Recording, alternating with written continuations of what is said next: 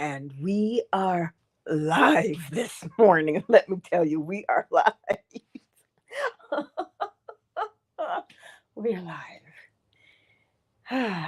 Sweet like honey or as bitter as gall. Our words. Our words. You see, I'm stressing about this one because somebody asked, well, why are words important? You know, words are casting spells. It's, it's, it's not that the words are casting spells. It's that you feel a way when you say them. Think about that for a moment. It's not the words, huh? Because again, you could be mute and not be able to speak, but you still do. So it is the intensity, it is the passion, that you have behind those words. Come back to the closet for you, my sweet daddy.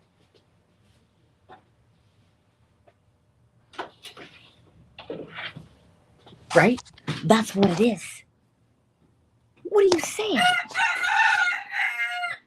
And you see, we are so clever. We want to justify our words. We find a way to justify those words, don't we? Yes, we do. And we think, oh, if I just say this word, okay, fine, I won't say this one, I'll say another one. You know how kids are, right? Maybe tell them don't cuss, and they find other words to say, but they still mean what they say. So you see, it's not the word, it's what your intent is behind that word. That's what it is. That's why the words don't return void, because we have thrust them outward into the quote unquote ether, the quantum realm. We've thrust them out there with our belief, the way we feel about ourselves. That's why those words are coming out of our mouths in the first place. And again, I told you, we like to justify things or give it a fancy name. The Freudian slip. It looks like a slip, but you actually said what you meant. You see, out of the abundance of the heart, what was actually inside, what was intended to be said. That's why the word came out, because of the intention. So, what are you thinking? You know what you're thinking by the way it feels in your body and then the words that you say. Because word and thought and action all match, they're one movement. So, today, as my grandfather would always say to me, taste your words before you speak. Taste them. Taste the words. Because why taste them? Again, because it is not the words that you say, it is the intent behind the words. Listen, you could say the most beautiful words in the world, but when you look at that person, they could see and feel the venom and the vitriol rolling off your body. Your words contradict. We've all experienced that at some point in time, either vicariously or we've done it. Hmm? When they tell you, I know, especially in Barbados, because we're so verbose, you could cuss somebody out and they wouldn't necessarily know it, all because of the word choice. They're so cunning with their words, so sly with words. People, right? They try and pull a fast one. But if you pay attention to the intention or the undercurrent of what those words imply, you will not allow yourselves to be deceived. Right?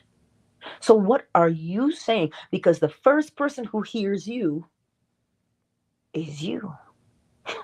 Before you open your mouth for anything to come out, you have heard it. Hmm? This is why God always hears. God always hears because, well, where is God? Who is God? Oh, the one in the mirror casting the reflection. So when God speaks, that's why you hear it. Because you're speaking. So you see, your words and your intentions come through you. Hmm? So when you are in a conversation with someone and their words sting you, right? They're in pain. Well, as within, so without.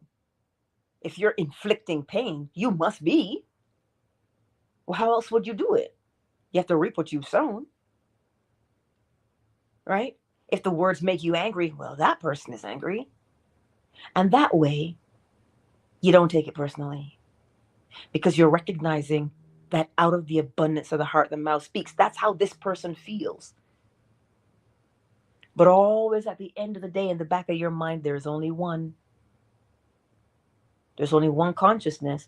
But the way the consciousness right now is experiencing something by way of the person across from you, the face across from you, they're experiencing something. And so instead of committing to the cruelty that's coming out of their mouths, or instead of inflicting the cruelty that may be coming out of your mouth, you taste those words and you say, wait, what do I truly feel in this situation? Because remember, I told you, even if you are annoyed and you've not said a single word to someone, when you brush your hair, you brush it from a place of annoyance. And you're not as gentle, are you? No, you're not. You're not gentle at all when that happens. So look at what you're doing and how you're doing it, because it will be your clue for what your mental state is. This is why self-observation doesn't mean just looking at yourself. It means listening to yourself as well. Listen to you. Because there's a difference. I realize this.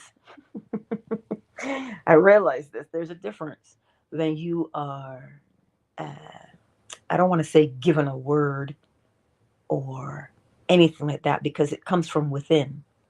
There's a difference when you hear, go check the door. That's different from, I should check the door. They're different.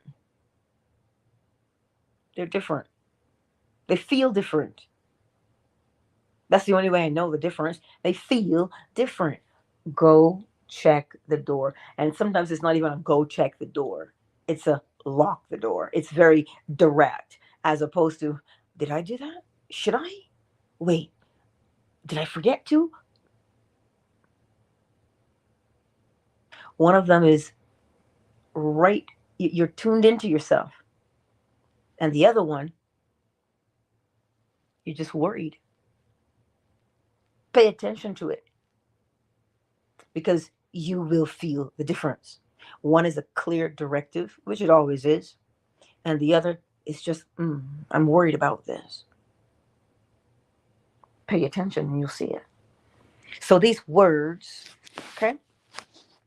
These words that we say, that's why it tells you they're not idle.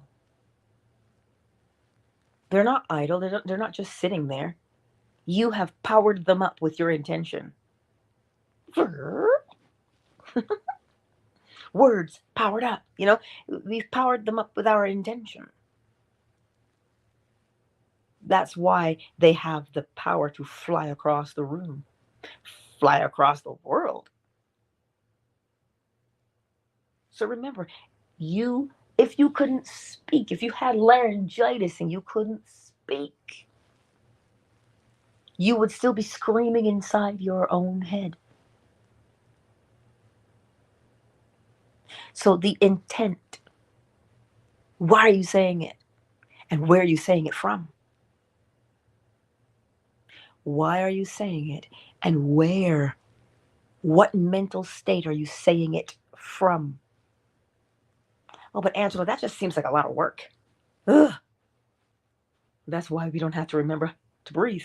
Can you imagine if we had to remember to breathe? Look at how much there is when you're tuned into yourself and making sure that you are the one ruling the imagination. Yes, you are. If you're sitting there in the silence, oh man, did I should have called her. I could have been a little bit nicer, you know. How come I'm so mean to people? You're so mean, right? Or you could hear a dog barking, mm? And then all of a sudden you're teleported back to some memory because the dog barked. And now there you go, off in your own little world because the dog barked. Without any what? Without any discipline on the mind. That's what I mean when I say we're always thinking and speaking to ourselves. But look at where. You could you could walk down the street and inhale nice and deep and say, "Whoa, I'm smelling Old Spice," or "I'm smelling Aqua Velva." And next thing you know, the memory attached to that comes rushing in, and you're like, "Oh my God!" And there you are, fully immersed without any discipline.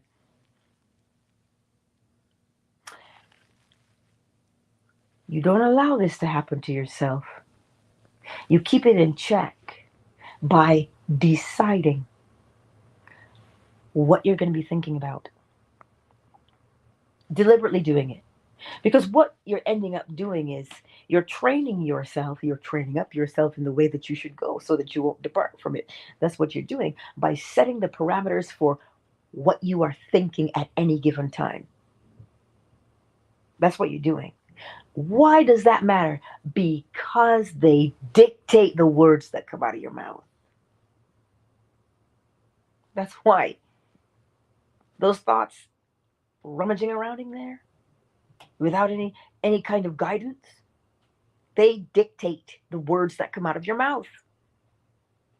They dictate the passion that comes out of your eyes, your body language. Like, this is a whole modality. Body language experts. Like, people reading facial cues. Listen, all they're interpreting is the law of correspondence. The thing that is going on in your mind you think is invisible, but it always bears witness to your thoughts. The way you fold your hands across the middle at the solar plexus, they tell you, is you're protecting yourself. Hmm? Perhaps you don't know, but you're grinding the teeth, and then the jaw is there and it's tight and you can see it. Hmm? These things that we don't necessarily pick up on because we are not at that present moment in control of our thoughts. Yeah, but there's so many. That's why you don't go trying to capture just one. Make your life simpler by dictating what the thought should be. Dictate it. You tell it what to be. God, I'd love to sing some Aaron Neville right now, but I can't. We're on YouTube. But tell it what you want it to be. Tell yourself what you want to think. And that's the same thing as setting the intention for your day. The reason why you do that is then if a thought should arise, because they always do, if that thought is complimentary, you keep it. If it is contradictory, you tell it what it should be. That way, you know that if you say, listen, I'm in my imagination today and this is the scene I'm rehearsing and this is what I'm doing. But if you walk down the street and you see somebody who doesn't match in their clothes and the color palette just doesn't work, you're like, oh, what is that? You catch yourself, you go, wait, what? That doesn't go along with what I say I am. Why would I be judging? And you bring yourself right back. This is what you do, right? Constantly Giving yourself the things to do by way of your thoughts will save us a lot of time, a lot of energy, a lot of effort, because we keep thinking that we've got to go out and do, but we do accordingly to the state. We act according to the mental state that we're in. Hmm? This is why if you are hanging out with someone and you've never known them to bite their nails before, but then all of a sudden you watch them, they're in their own world and they're biting their nails. They're doing what they would do if they were at home in privacy. They're doing it outside. You're like, what? Where's their mind that they would allow themselves? You see where you go? See where the mind is gone? This is why if you're driving down the street and you're watching somebody in their car and their, well, hands are up certain orifices, that's because that's their habit. And because they are in a state of being absent-minded for what they're doing, they act according to the state that they're in. Right? It's like if you were, that's why they say you've been sober for so many days, how many years, but they're ever vigilant. Because the moment you go back into a space in your mind that is absolutely autopilot for you, you could pick up that drink or you could pick up that cigarette. And you catch yourself, you're like, what am I doing? Right? So you see, that's how easy it is to speak things. And you're like, oh, I really didn't mean to say that.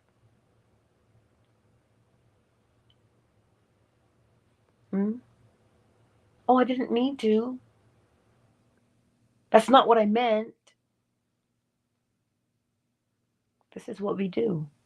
So take the time before you put your feet on the floor in the morning, as soon as your eyes pop open. I sleep on my back, so as soon as my eyes pop open, I'm like, oh, look, here we are again. What's today going to be like? Don't judge yourself, though. If you are practicing your persistence, continue to practice. What is your goal? What is your aim? Now, this is how you speak to yourself. What will I accomplish today? What do I want to do today? Well, I have to finish this task and I have to finish this one. Okay, good. And you keep that mind nice and free and clear. And you see the completed tasks. And you feel the relief of it. Because think about it. When you know you're working on a project and you get up and you think, oh, God, I got to finish that. But if you would see it as being done, you go, oh, you know what? It feels good, doesn't it? And then you get up and you do it, because that feeling that you have of it being done is what compels you to complete it.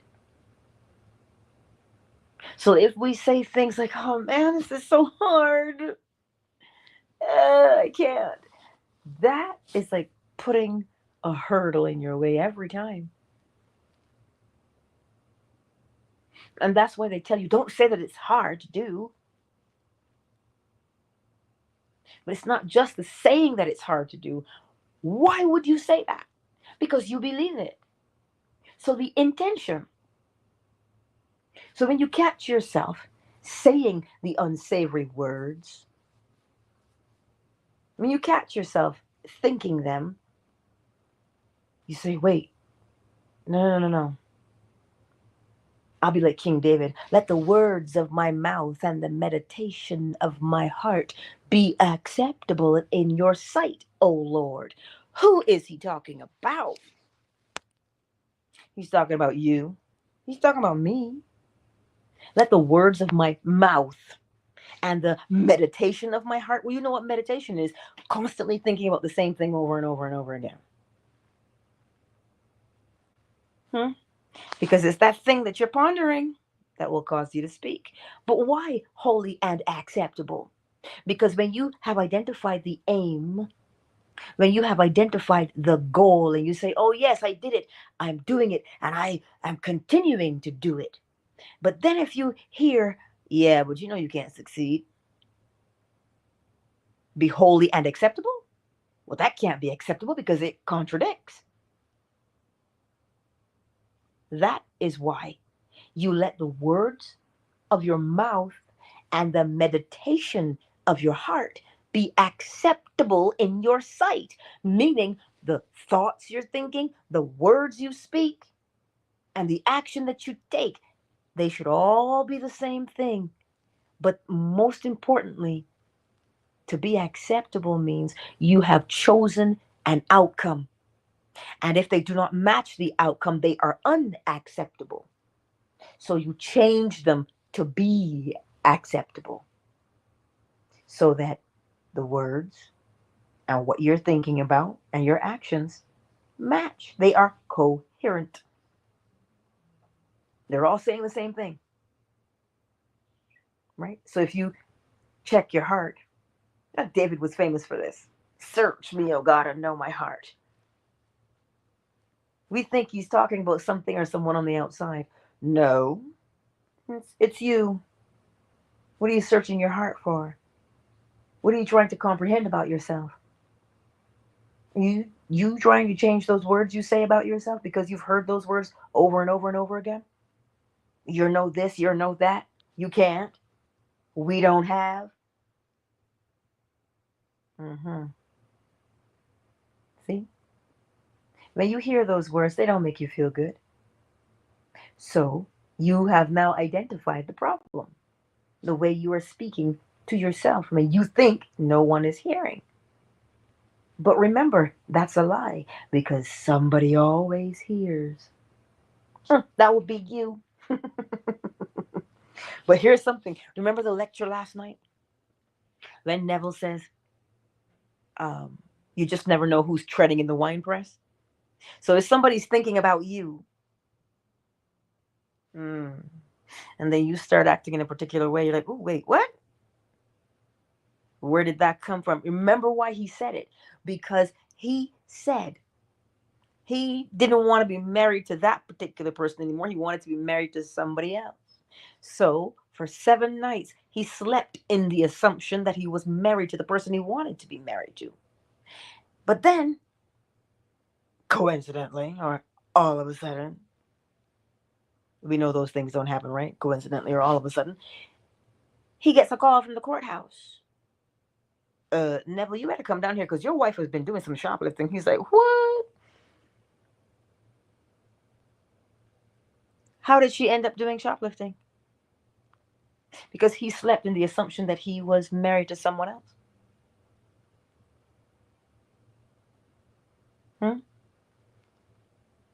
So he told the judge, he says, listen, we have this trial together. So you can sentence her, but suspend it. And so that's what he did. That's what the judge did.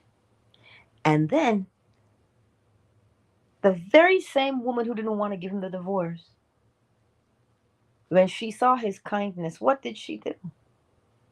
Gave him the divorce that he wanted. Why? Because he slept in the assumption that he remarried someone else. So he maintained that state, but her state conformed to bring about what he wanted. He had to change within himself.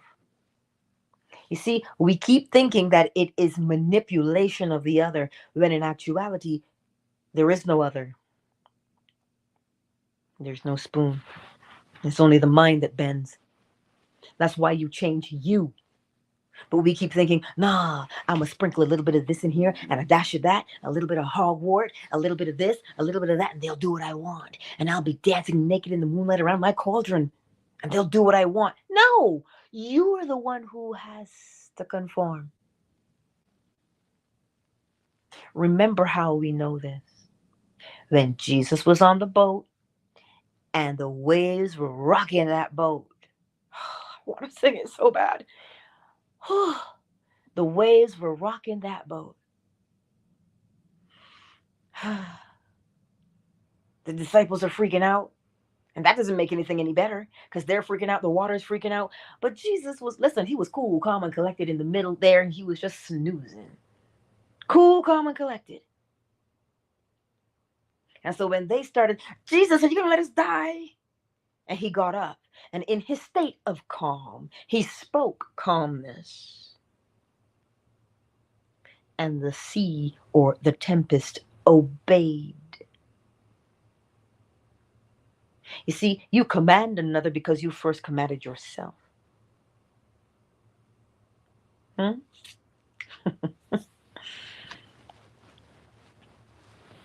see what it is? Son says, I think it's so easy to form assumptions about oneself. However, when there's a relationship, parents, romantic, colleague, local, it's difficult to change assumptions because they have their will. Yes, everybody has the will to choose. We all have the will to choose. But Neville did say, you can meet God walking down the marketplace. So if you see someone and they're in a bad way, they have an assumption about themselves, but you're seeing them be in a bad way. So I now can have an assumption for them to elevate them from that bad way. What are you doing? You're elevating you so that the things around you are influenced. You see, we think when we hold on to the pain that someone has inflicted upon us, we think when we hold on to that because we're justified to do so, right? We think we're punishing them. No, my darlings. Because who's the one that's awake? Who's the one that is plagued by the memories? And every time you think about it, you get mad, or you just rip the Band-Aid off again and you suffer all over again. Who is that? The one holding the thought. But if you recognize that the person was acting from a state and they were acting under the compulsion of that state, it makes it easier. Oh, Lord. And I know some of you will say, oh, Angela, that is easier said than done, because it wasn't you that it happened to. That's why you can say it. You don't know. You don't know the torment. No, I don't know the torment, but I do know the longer you hold the torment, you remain tormented. And what do you want? You want freedom from the torment, right? Then recognize that that person is tormented. How else can they torment? So if they're tormented, that's when Neville says you can shake your head and say, ooh, Father, forgive them, for they know not what they do. You notice how he didn't say, George, forgive them. He said, Father. Who is Father? The one that is breathing right now. You are Father. I am.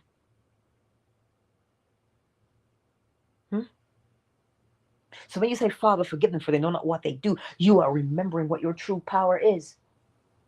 You're remembering that you have the power. You have the power to create. You have the power to destroy. But instead of the destruction, revise. Because all are redeemable. None is beyond redemption. Because everybody's in a state. Everybody's in a state. So you see, the words that come forth have to match the state that you are in. When I say state, what am I talking about? Your mental attitude. What you hold to be true. The assumptions you hold to be true about yourself. That's what I'm talking about. Right? Yeah, word, thought, and action all match. See? Yes. Definitely the thing you are pondering. The thing you're pondering. But you see, we take it for granted because it is autopilot. We don't see what we're doing anymore. We just do it because it is our habit now. So we just do it. But remember where your freedom is. It's in the knowing that you can change. And all you're doing is creating habits. So you can change them. Which one would you prefer to make? Make it a good one because you'll be doing it for a long time. Right? You'll be doing it for a very long time. You see, that's what I'm trying to remind you of today. That it is our words. But the words are the evidence, the words are the effect of what you are aware of about yourself and others. That's why the scripture can say, judge not lest ye be judged. Right? You are aware of your quote unquote shortcomings. And so you judge yourself. But something happens when you judge yourself. You end up judging somebody else because it is what you're doing. So if somebody criticizes and you hear them criticizing something in somebody else, what are they doing? Criticizing themselves. And out of the abundance of the heart, their mouth must speak. This is why if you observe someone, you'll know their habits. You know this. I've given you the example of the bank robber. Anyone worth his salt, he's going to watch that bank for quite some time before he just jumps in there, especially if he wants to be successful to get away with his loot. So he'll watch and he will learn. But that is what is recommended that we do to ourselves. Observe the self, right? Observe yourself. Are you going back into those memories and looking back and, oh, that was such a hard childhood? Are you doing that? Listen, again, I may have not have been through what some of you have. I may not have. But I know when I reminisce, when I reminisce, I don't know, perhaps I learned it, I'm sure I did from my grandfather. Because I remember him telling me his story. I can't even imagine what it is to be yanked out of school at the age of 8 just to be told, well, you're the man now, so you got to go pick cotton and cut sugar cane. What? And you're 8? You don't even get to spin tops and do pickup sticks and play jacks. You don't get to do that anymore, but you got to go to work. And then when somebody says, listen, I have a great school that he could go to because he's real smart. Yeah, no. And the other person who's your caregiver denies you that? I cannot imagine.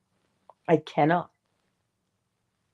But he did say to me, he would always say to himself, God, if I ever become a man, I would never be like that to my children. And I was like, dude, you're 8.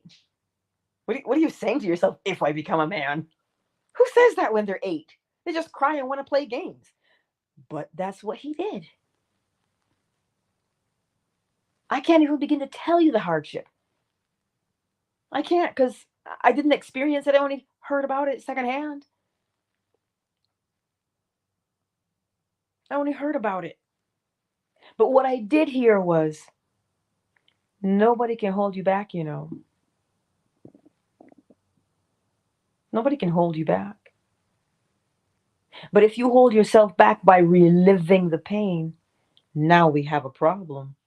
Because not only are you in pain, but you're also angry because you can't move forward.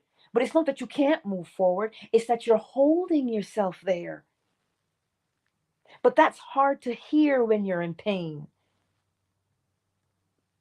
It's hard to hear. You're doing it to yourself.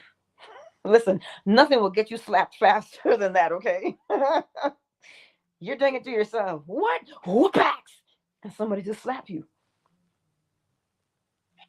So that's why you don't judge. Because we don't know. But the encouragement is this: we are here and we're coming through things. The people who did what they did were in a state. You don't have to be their friends. They're Jesus. No, you don't got to be their friends. But don't allow pain to hold you back and rob you. Listen, you may have been robbed of your childhood, right? So now you're going to hold the memories and be robbed of adulthood too? Ah, but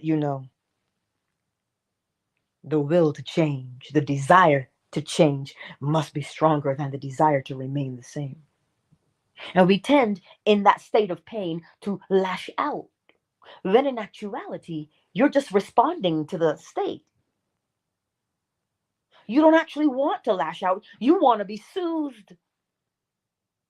Think about that for a moment. You can only lash out from a state of pain.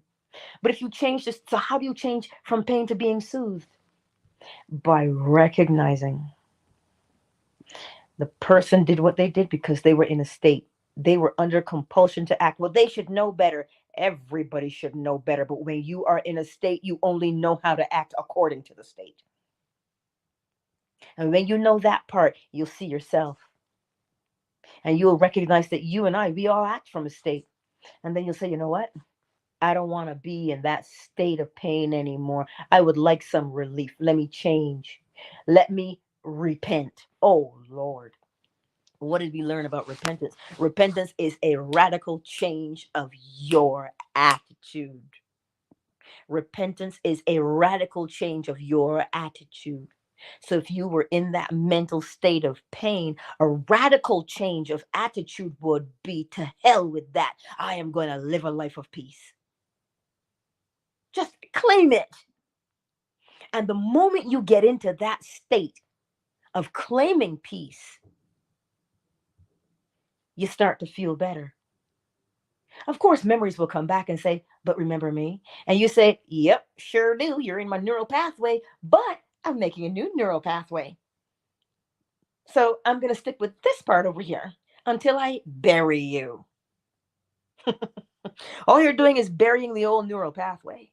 So instead of trying to bury somebody else, just bury the neural pathway. Because burying somebody else, the neural pathway is still there and you're still going to be in pain. So you bury the old neural pathway by having a radical change in your mental attitude, which will do what? Alter the way you speak about yourself. See? Well, there you go. Cyrus says, I hold the people who hurt me in bondage by not hearing them apologize. And for those I have hurt, I hold myself in bondage by not accepting their forgiveness. Edward Art.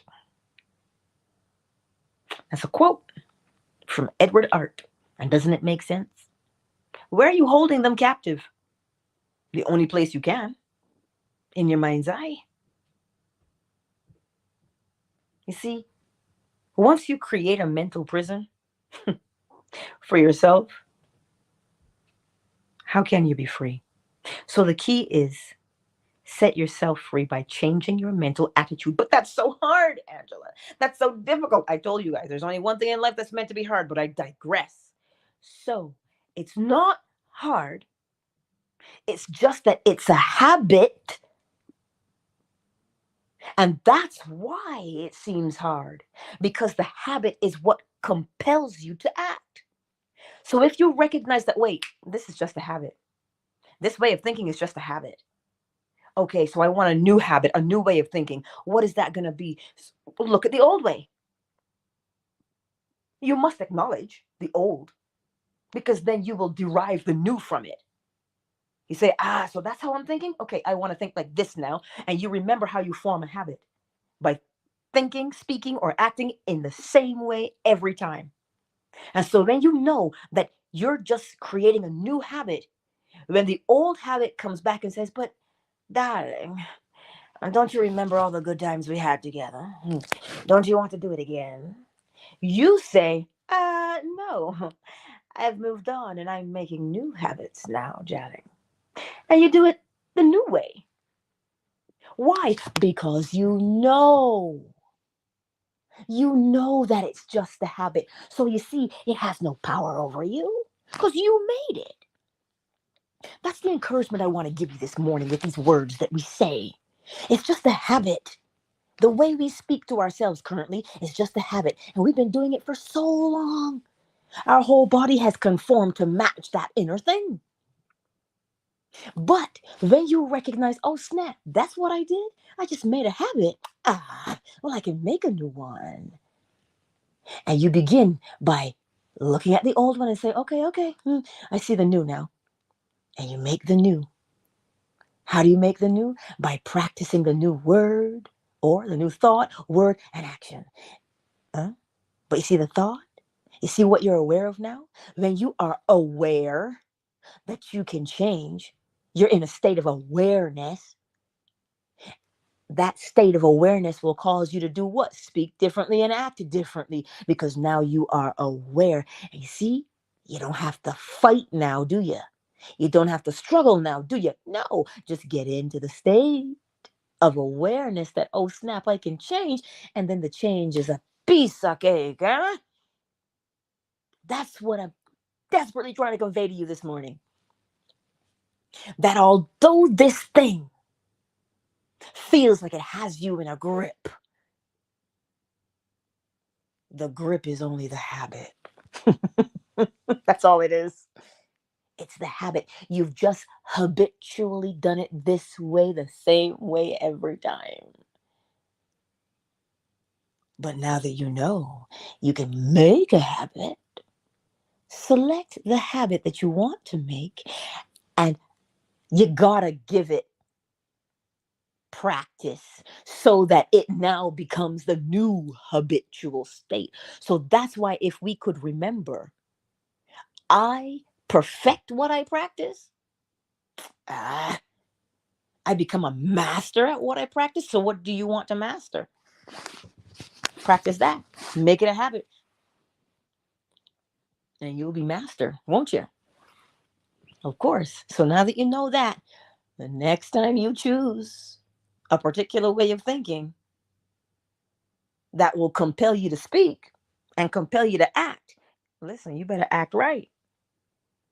And the only way to act right is to be conscious of the state you're in. That's why you're never wrong. You're only acting correctly according to the state. This is what it is. Remember that. Remember that nothing has you beat, nothing has you defeated. It is only a habitual way of doing things. And that includes the words that we say. So the next time you hear me say, let the words of my mouth and the meditation of my heart be holy and acceptable in thy sight, O Lord. Remember, it's not some handsome shepherd boy who became king of Israel. You just gave him a personality.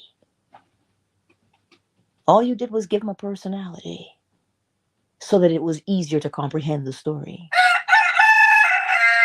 Child, you have no shame. So, I trust that makes sense to you today. Who's here? Who's in the house? Oh, let me take off my glasses. Hey, Vic. Oh, symmetric. I see you. Look, at least I can do this. It's symmetric. Because I'm trying so hard. Because all these people in the copyrights drive me crazy. Wake artist, Lady H, driving tea. Hey, everybody. It is so good. How good and pleasant it is to see you here on Twitter this morning. I do love you all. And like I said, if you haven't heard me singing a bit, I guess 30 seconds was too long for Sony. And they're like, we are blocking your video because you're using our song. I'm like, dude, I don't even know what song you're talking about, but go run with it. It is yours. Anywho, who's on YouTube and Facebook? Checkmate. Andre Darling. Cyber.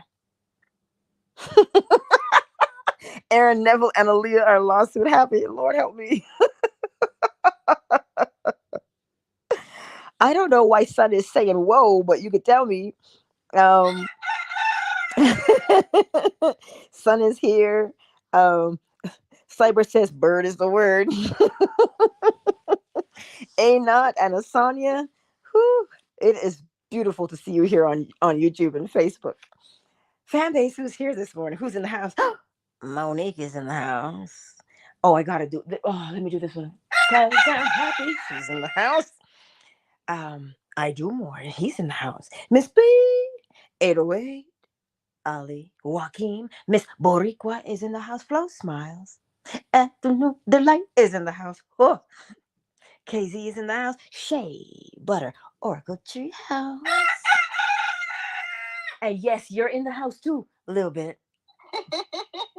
He in the house. Well, he in the closet, but you in the house too. I know, baby. Oh, Lord, listen, I love you all. I do. Yes, we know you love them too. We love you too, a little bit. Gracious. I know, right? He got a lot to say. But what I want to remind you of today, you hold the power to change your life experiences. You hold that power.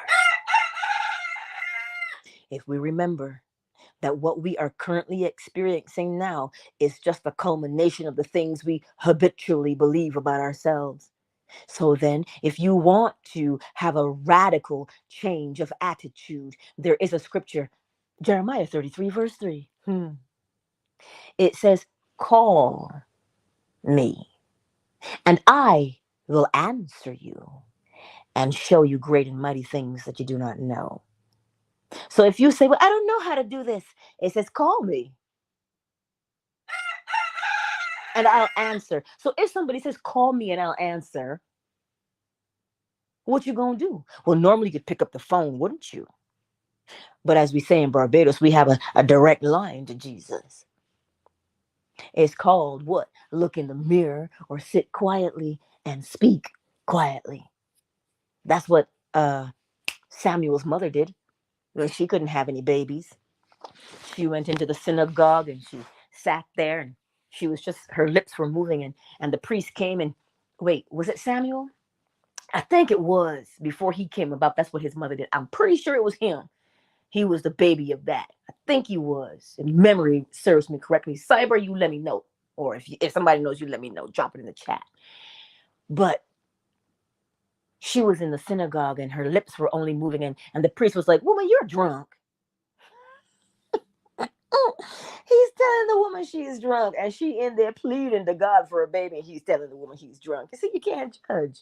You can't judge, can you? No, you can't. So what is it that you're calling? When you call out, you're just speaking from the inside. And you always hear you. So if you always hear you, you know you're always answered. I don't understand how to do this thing. Show me. And the answer will come.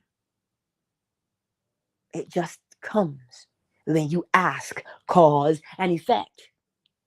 Can't break that law. So if you ask a question, which is the cause, you will bring about the answer, which is the effect. So you see, at every turn, we are reminded, you're not alone. God, I can't even sing it. You're not. Sorry. They can't get me for that one, can they? No, they can't, but you know what I'm saying, right? You're never alone because you're always with you. Who's always with you? I am. I am. And what's the name of God? Wait, what? I am. So you see how you have the power? Oh, yes, you do. Remember that you have the. I can't even sing it, Lord Jesus. Whew. Delight. Let me tell you something. That song. I remember being in the garden one day, and that song just hit me. Can't nobody break my stride. Yeah, that song. I was like, woo. That's what I'm saying to you. I know these songs. And sometimes when you're in the midst of something, something just pops out. The song just pops out of your mouth. You're like, where'd that come from? Because you were thinking. You were thinking. See? Listen, you are absolutely amazing. Believe in yourself. Oh, but Angela, you see how quick we are to doubt ourselves, but you want to believe a stranger that will tell you, and they don't know anything about you, but they want to tell you who they think you are, and you're going to say, oh my God, you're so right. Listen, my grandpappy said, you can doubt everybody, but don't doubt yourself. Hey, do not doubt yourself. You must believe in yourself. If you don't believe in yourself, you think somebody's going to believe in you? As within, so without. But don't let me preach up in here. Ah, yeah, First Samuel 1. Hey, double A. Now let's touch the bowl and see whew, if we have some compliance this morning. And then you listen to the bowl, right? Yeah, 808. Listen, it's just gonna be the old habit that you've been doing the longest, man. That's why persistence is important. And we balk at change. We kick our legs up at change. Nah, lean into the change, right? Why? You are the one initiating change. So if you are the one initiating change, how is it going to go? Well, the way you intend. So you see, you have nothing to fear. Anyhow, let me get the bowl. Delight. This is what Oracle Treehouse. Yes, my love. Can you Yes. can you do me the honors and screenshot me? Oh, is that screenshot? I got you. I got you. Thank you so very much, my darling, for your You're assistance. welcome. I love it. Because Delight is so on point because she's taking notes and she drops them in the chat. Yes. And it's so helpful. I'm gonna say our resident stenographer. I know, right? We got a resident etymologist. That's Mozinga. And now we have a resident stenographer. Listen, between you and me, Delight, we're going to get this book written, aren't we? But here's how it is. She just reminded me of what I said. Words are your evidence of what you are aware of. Words are your evidence of what you are aware of. So that thing you think is hidden and nobody knows. I'm not saying that to scare you, by the way. I'm just showing you that out of the abundance of the heart, the mouth speaks because it is law. Correspondence as within, so without. Let me get this bowl. And as you hear the bowl, and maybe you'll get blessed with birdsong again, I don't know. When you hear the bowl, surrender to the fact that you are the one with the power to change. Surrender to that. Why? So you want to fight all the days of your life? Oh, don't make me quote that movie. I had to fight. No, Jesus, give us strength this morning. You want to fight all the days of your life? No, you don't, do you? No, you want some peace and tranquility. Well, let us develop the habit of peace and tranquility. Huh? Bowl. Hallelujah.